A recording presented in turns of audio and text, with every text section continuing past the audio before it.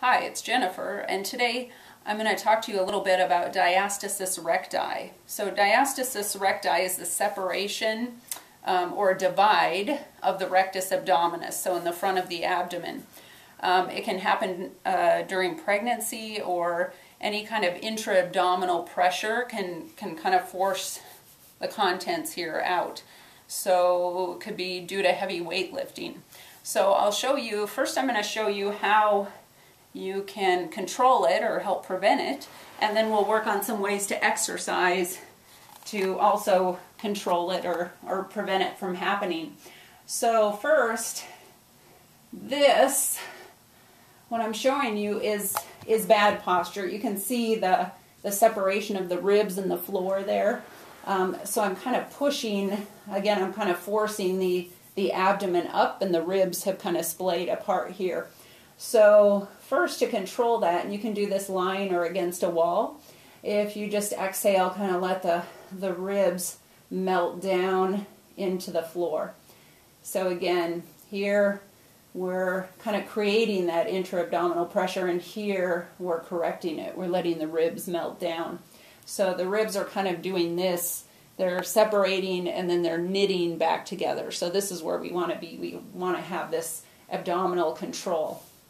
So a good way to exercise to work with the diastasis recti or to prevent it from happening is lengthening the spine, or kind of flattening and lengthening this area.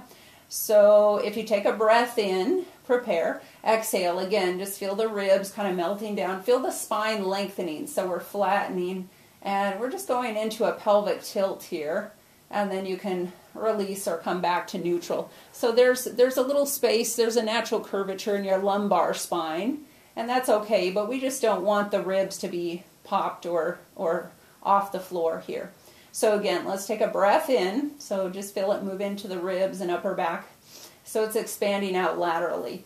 And as you exhale, just flatten, lengthening the spine, so my tailbone is reaching down and away through my thighs, and then I can even come up into a bridge out of that. Inhale, and then exhale, just peel it back down. So one more time, breath in, exhale, flatten, lengthening the spine, so I'm bracing it, and then scooping, tilting the pelvis up and away, and then exhale, peeling back down. So in a traditional crunch, when people come up, you can see how the rectus abdominis, I'm arching my back here, and so the contents of my rectus are separating. So a proper way to do a crunch, and this is how we would do it in Pilates, is to flatten the area. So I'll lengthen on my head, and then exhale, I'll get the ribs melted down, and then this area can flatten. So again, we're closing that space there.